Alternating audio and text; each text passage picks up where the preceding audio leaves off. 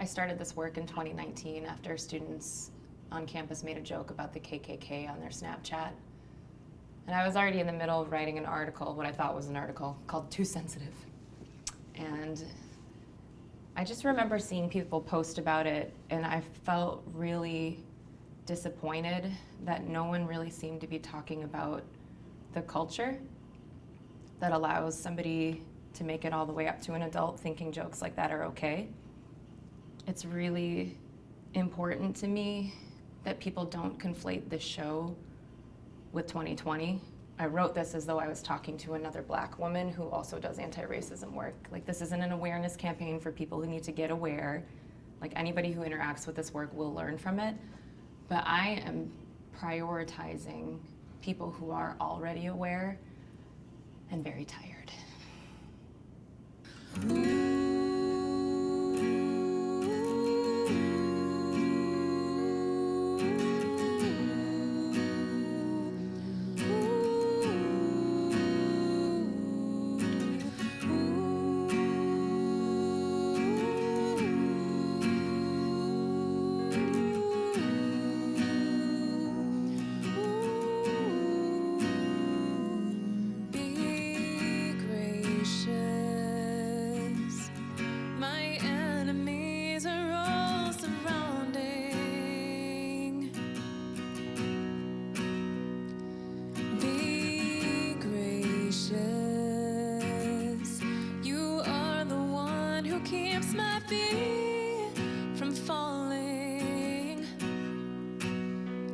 When I'm afraid, I put my trust in you. Your word I praise. I will not fear what man can do.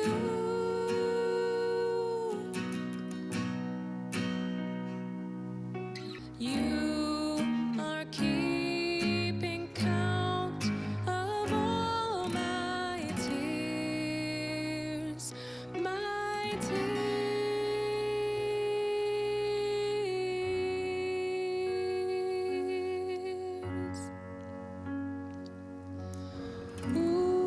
It is as if I had been looking at a fishbowl, the glide and flick of the golden scales, the green tip, the bolt of white careening back from the gills, the castles at the bottom, surrounded by pebbles and tiny intricate fronds of green, the barely disturbed water, the flecks of waste and food, the tranquil bubbles traveling to the surface, and suddenly I saw the bowl, the structure that transparently and invisibly permits the ordered life it contains to exist in the larger world.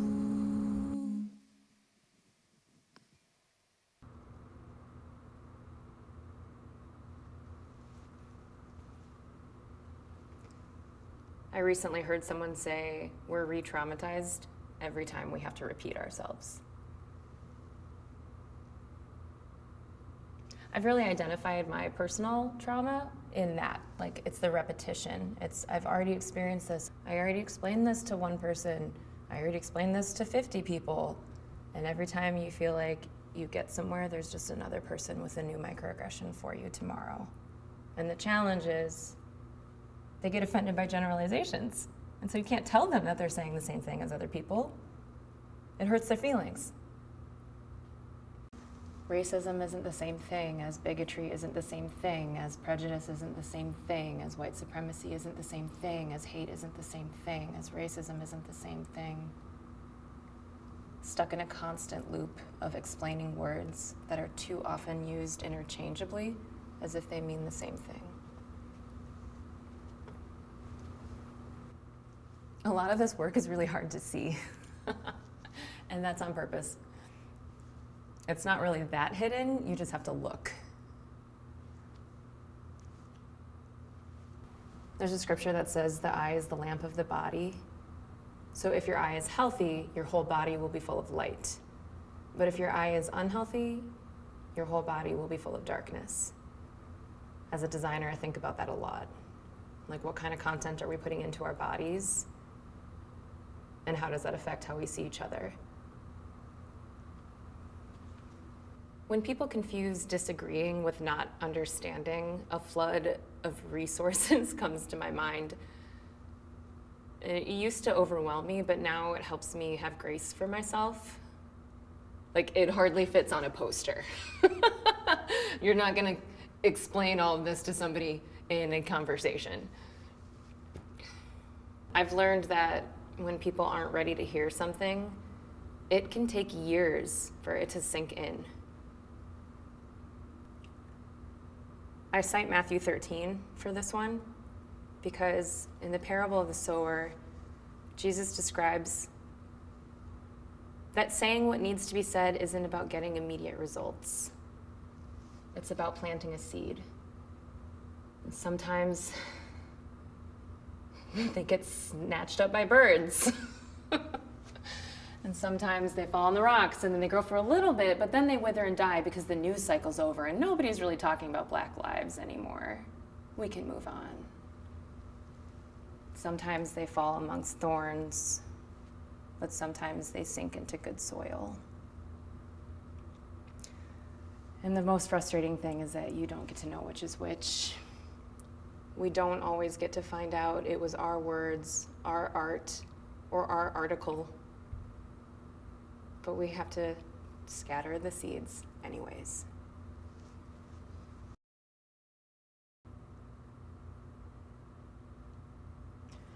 There's a alarming level of just blasphemy and idolatry on full display. And I think it's really worth asking the question, like, who taught you to see truth as conspiracy and justice as radical? For our struggle is not against flesh and blood, but against the rulers, against the authorities, against the powers of this dark world, and against the spiritual forces of evil in the heavenly realms. People mistake talking about racism as an accusation instead of seeing it as an invitation to be a healthier person. I think a lot of people demonstrate that they don't want to be racist because if they get feedback on the ways in which they are inevitably doing something because they're not as far along in their learning, they immediately start to cry, they immediately get defensive, they immediately shut down. But then it seems like when people get a little bit further, there are some people who demonstrate that they don't care that they're racist. They just don't want to have to talk about it. On this website, they use the word antidote. And I was thinking, if you need an antidote, it's because you've been poisoned. And that's where the poison bottles came from. And these little books are all the antidotes. It's all of the symptoms and what to do about it.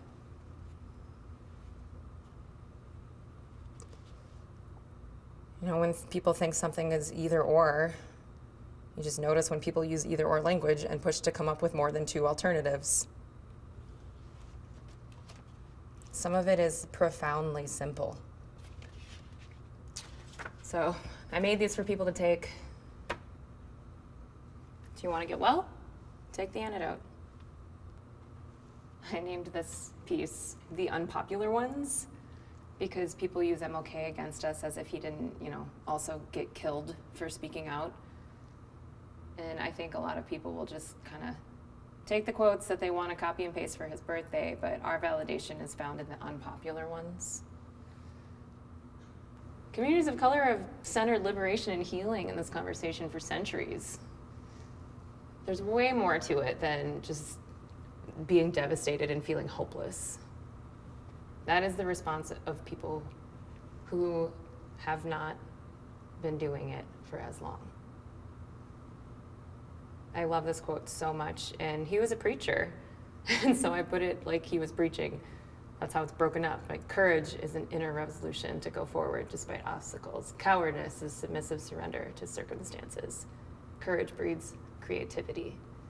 Cowardice represses fear and is mastered by it. Cowardice asks the question, is it safe? Expediency asks the question, is it politic? Vanity asks the question, is it popular?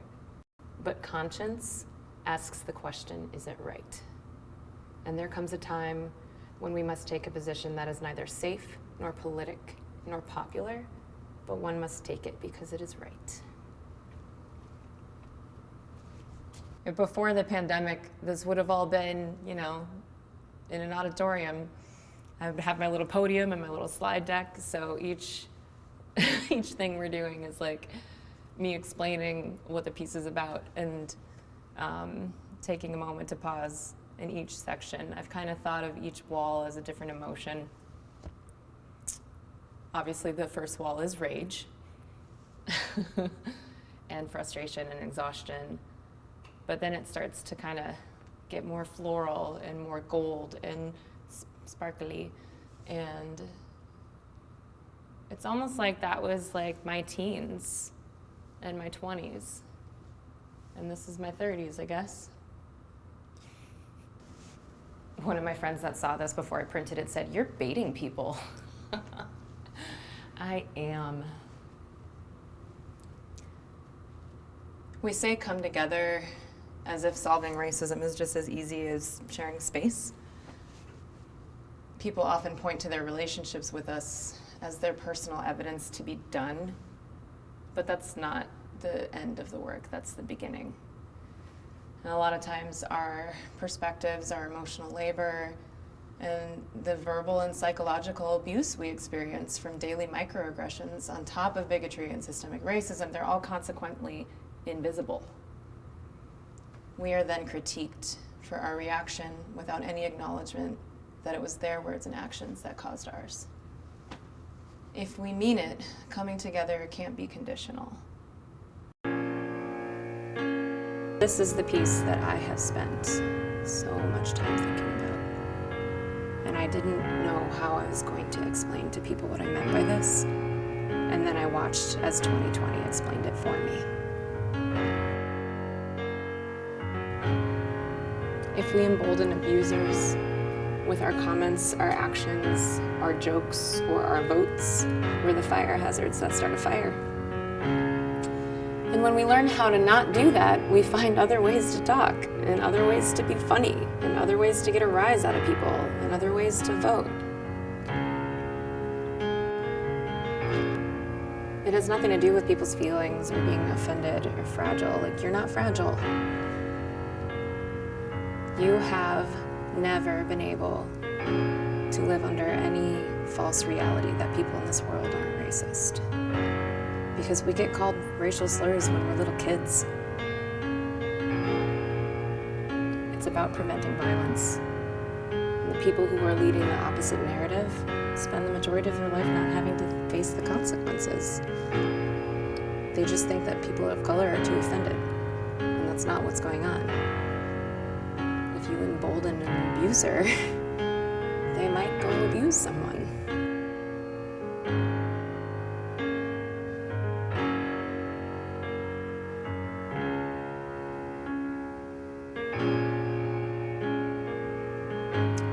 When people accuse us of being too easily offended, it's usually because they have absolutely no idea how often people are racist to us and how politely we smile through most of it.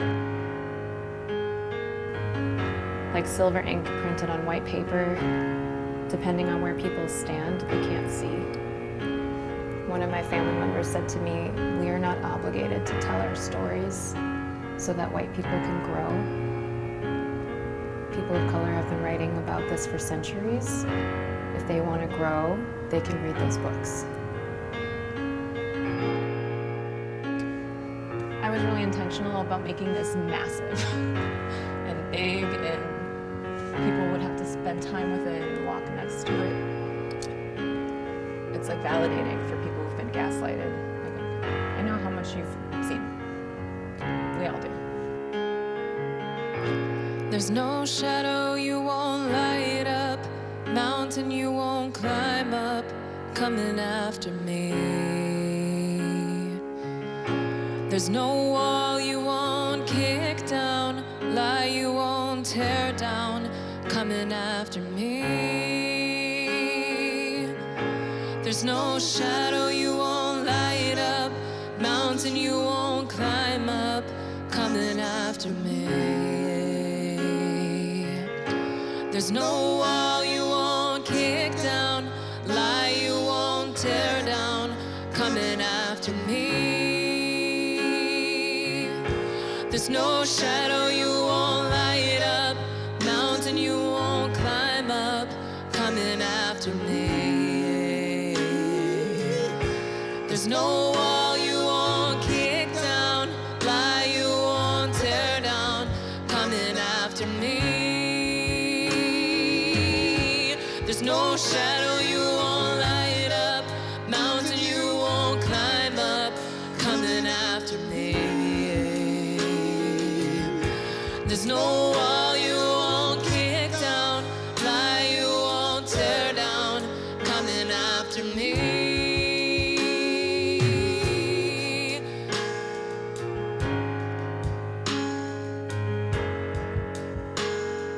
Coming after me.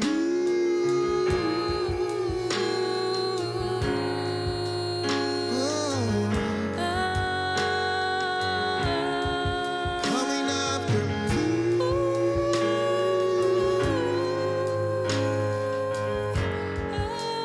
Oh, coming after me. Oh,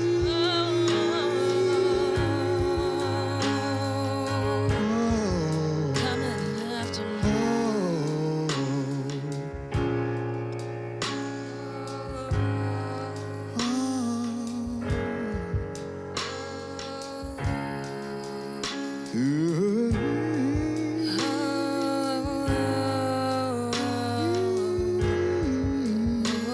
There is no shadow. There's no shadow you won't light up, mountain you won't climb up, coming after me. There's no wall you won't kick down, lie you won't tear down, coming after me. There's no shadow you won't light up, mountain you won't climb up, coming after me. There's no wall you won't kick down, lie you won't tear down, coming after me.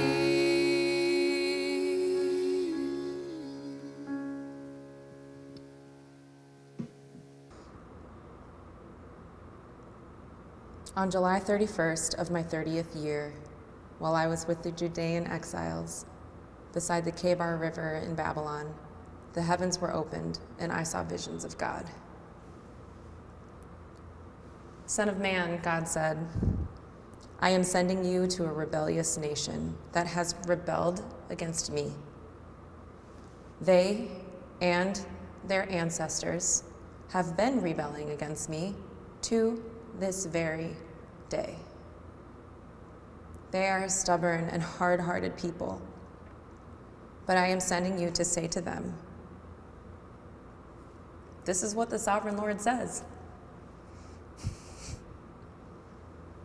Do not fear them or their words. Don't be afraid, even though their threats surround like nettles and briars and stinging scorpions. Do not be dismayed by their dark scowls. You must give them my messages, whether they listen or not. But the people won't listen to you any more than they listen to me. The whole lot of them are hard-hearted and stubborn. But look, I have made you as obstinate and hard-hearted as they are. I have made your forehead as hard as the hardest rock. So don't be afraid of them. Do not fear their angry looks. So much of what needs to be said has already been written. We don't have to worry about wording it perfectly. We can just read it and memorize it and repeat it.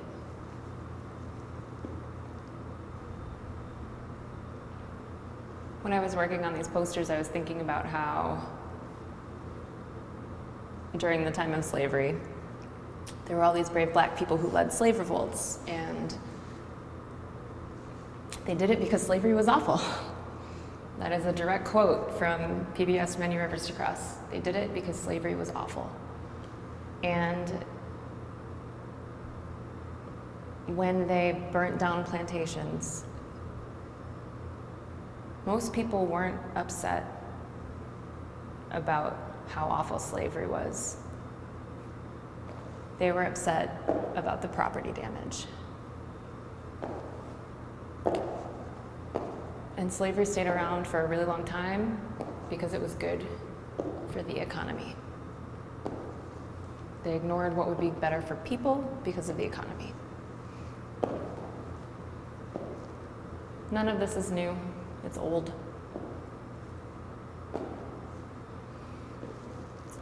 And I know it can feel like a curse to understand that, but I love this verse. Blessed are your eyes, for they see. It's not a curse, it's a blessing. Let me know when you're ready. I'm good.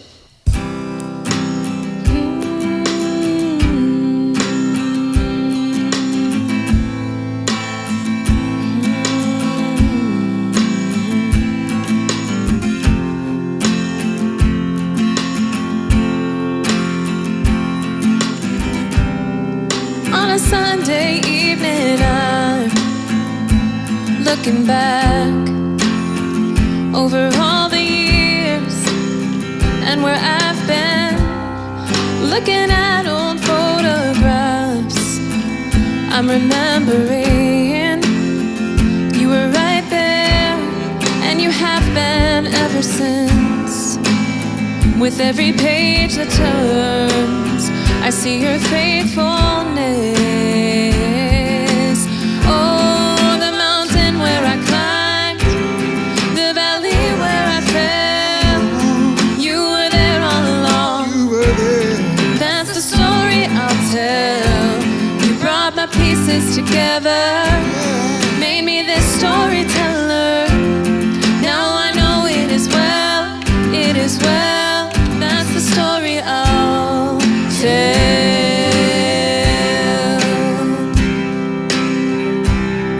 There were some nights I felt like they would last forever, but you kept me breathing. You were with me right then, and all that you have done for me, I could never hold it in. So here's to me telling this story over and over again. Ooh, the mountain where I climbed, the valley where I fell, you were there all along. That's the story I'll tell. You brought my pieces together, you made me this storyteller. Now I know it is well, it is well. That's the story I'll tell. That's the story I'll tell.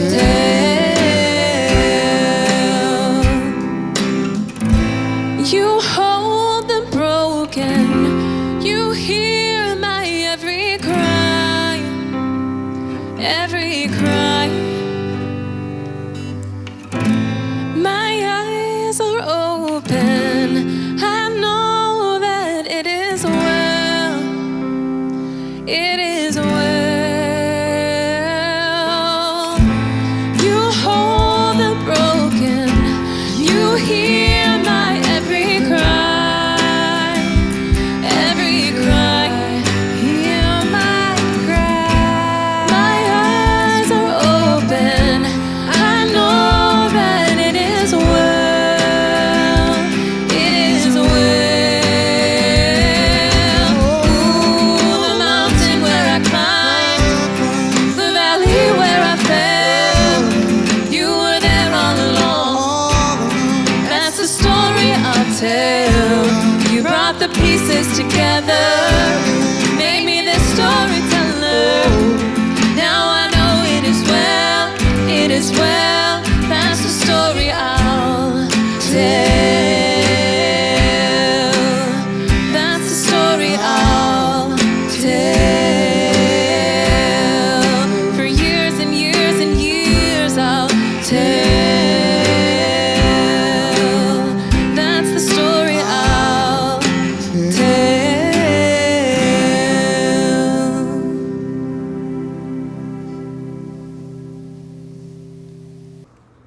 This piece actually wasn't originally going to be in my show, but this podcast got suggested to me while I was working on the poison bottles of the characteristics of white supremacy piece, and it's about reclaiming theology, and it's a podcast taking our theology back from ideas and systems that oppress. The first season, each episode is a different characteristic of white supremacy culture.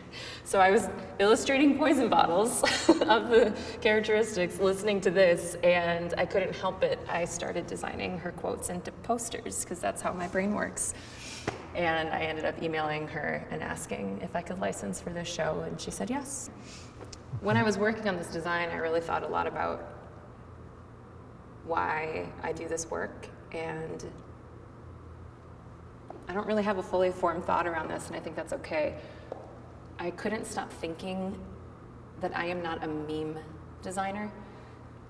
Like, I'm not just making a JPEG for somebody to read the JPEG. Like, it's always about planting a seed. Like, I want people to look at all of the resources that are in here. I want people to listen to this podcast. I want people to be able to look at Ezekiel and see somebody who understands oppression who's being gaslighted. Like, I want people to heal. And I want to heal. I made it for myself. So this wall is just a step and repeat. It says, stop depriving yourself of your own healing.